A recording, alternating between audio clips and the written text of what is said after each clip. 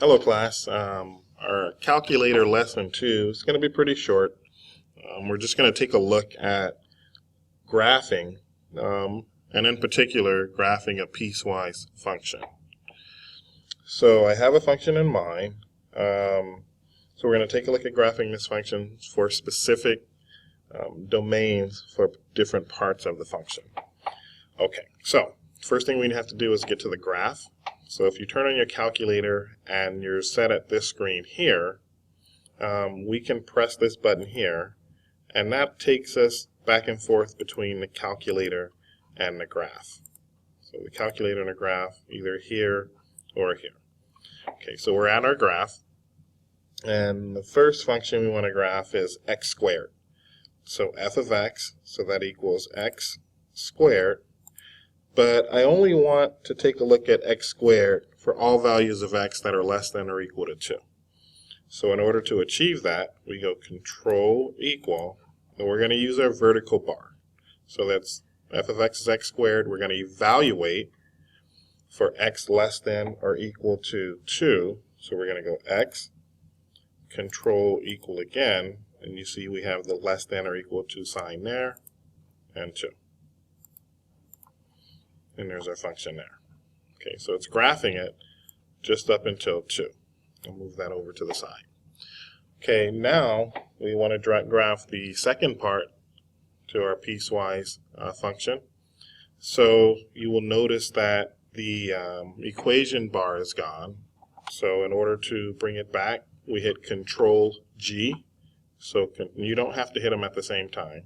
So Control, then G, and that'll bring the equation line back.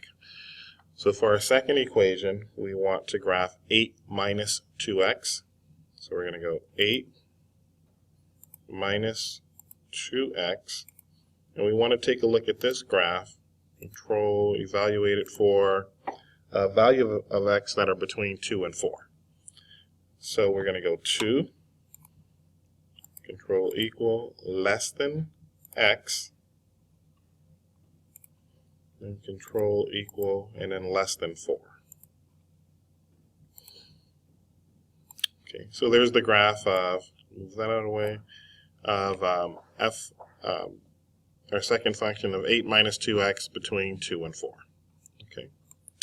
Now if you notice on the second function, it was x is greater than 2 non-inclusive of 2, whereas our function f of x is equal x squared at x equals 2.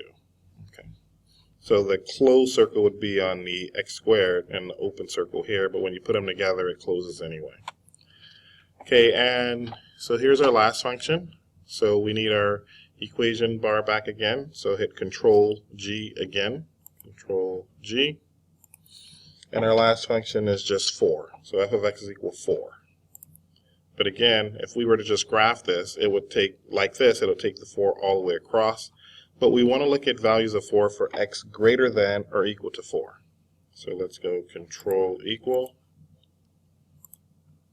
Okay, evaluate it at. So here we're going to go x, control equal, and that's greater than or equal to 4, and enter. So there's our, move that out of the way. All right, so there's our function there. So it looks like we have a continuous function all the way up until we get to this point here, and then it's no longer continuous. But this would be our piecewise function. Okay. Let's go ahead and take a look at one more of these. In order to clear this, you click on here, Scratchpad, and you're going to go all the way down to Clear Scratchpad, which is B. So you can either click all the way down to Clear Scratchpad, or you can just press B on your table there, and it'll clear it. Okay, so you'll notice that our graph has gone away. So here, if you just click on this button again, it'll bring it back. Okay, so our second set of functions are going to be some trig functions. So our first one is f of x is equal to sine of x. So right over here next to the equal sign, you have a trig menu. And we want sine, so we click on sine, and then our variable is x. But we want to evaluate this, so here we're going to have to arrow over we want to evaluate this for values of x that are less than 0. So here we'll go x control equal less than 0.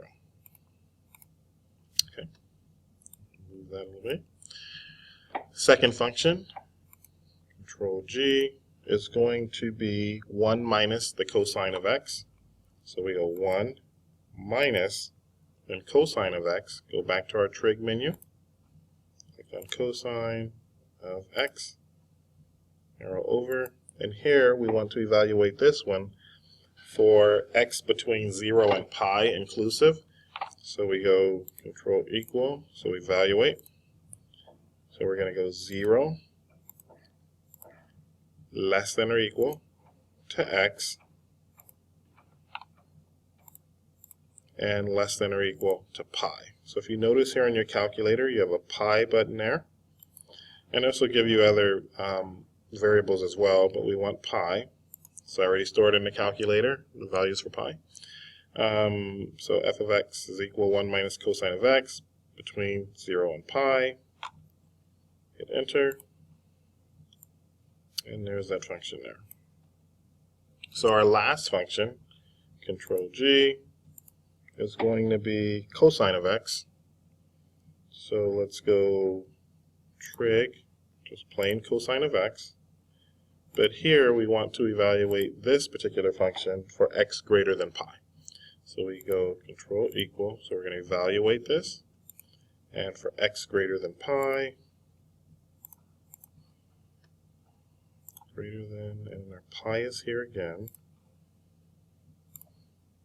and enter. So there's that function here. So you notice here again that it looks like up to this point here, which is pi, your function is no longer continuous. If I wanted to get a little better look at this, I'm going to change the window of my screen here. So I went to menu, window zone, okay, window settings. So here, I'm going to take a look at my function, but instead of my y values going from negative 7.3 to 7.3, I'm going to take a look at this from, let's go negative 3. So we go negative 3